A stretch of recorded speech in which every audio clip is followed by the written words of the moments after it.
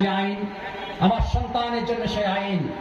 ছাত্র শিবির একটু গরম আছে, বিশ্ববিদ্যালয় সব দখল করে ফেলাইছে, কিন্তু আজকে ওদের সামনে বলছি এখানে ওরা কেউ কোনো বেআইনি কাজ করবে না। কিন্তু খুব পরিষ্কার যে যদি তোমরা এখানে থানায় উপস্থিত হয়ে ফোন করো যে আমরা তো হয়তো যদি আমরা দায়িত্ব পাই যে আমরা তো আমাদেরকে উদ্ধার করে নিয়ে যান, আল্লাহর নামে বলছি এবং তোমাদেরকে পরিষ্কার বলে দিচ্ছি, কোন অপরাধযোগ্য অন্যায় করে যদি তোমরা আইনের কাছে যাও, আমরা তোমাদের সেই বিচার করতে সাহায্য করব, তোমাদেরকে তদবির করে বের করে আনবো না।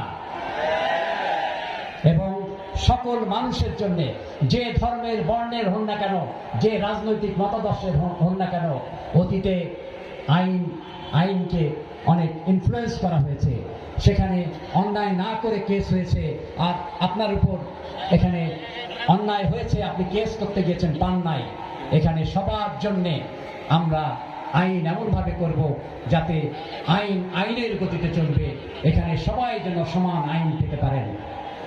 সবশেষে আমরা একটা সব মানুষকে মর্যাদা দিয়ে সমান অধিকারের ভিত্তিতে একটা চাঁদাবাজবিহীন, সন্ত্রাসবিহীন, টেন্ডারবাজিবিহীন সবার জন্য আইন সমান করে, সবার জন্য সমান অধিকার দিয়ে, নারী পুরুষকে সবার জন্য সমান অধিকার দিয়ে একটা কল্যাণময় রাষ্ট্র আপনাদেরকে উপহার দেওয়ার অঙ্গীকার করছি।